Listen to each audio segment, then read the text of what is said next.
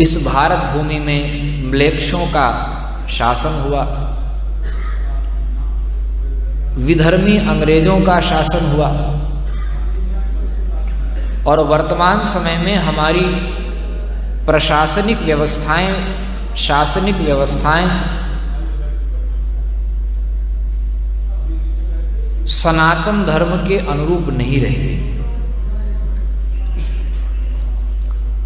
और जब जब इस भारत भूमि में राज सत्ता में शास्त्र के विरुद्ध आचरण करने वालों का कब्जा होता है, दुर्भाग्यवश सैकड़ों वर्षों से यह भारत की भूमि विधर्मियों के हाथ से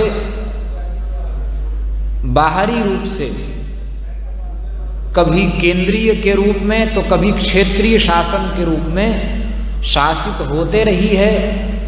और निश्चित रूप से अगर हम लोग आज भी विचार करेंगे तो भले ही हिंदू नेता लोग भारत में शासन कर रहे हैं, लेकिन संवैधानिक व्यवस्थाओं की दृष्टि से देखें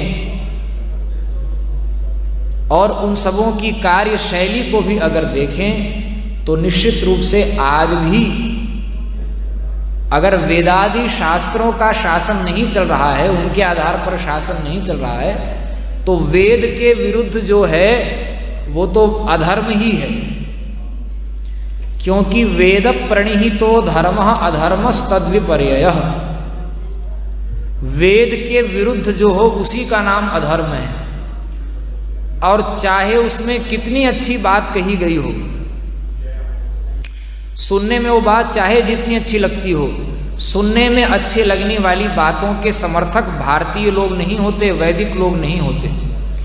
इसलिए हमारे यहाँ नास्तिकों का एक दर्शन है, उस दर्शन का नाम ही चारुवाक दर्शन है। बोलचाल की भाषा में लोग चारवाक कह देते हैं, उसका मूल शब्द है चारुवाक। चारु का मतलब सुंदर, वाक का मतलब वाणी, जिनकी बातें केवल सुनने में अच्छी लगती हैं।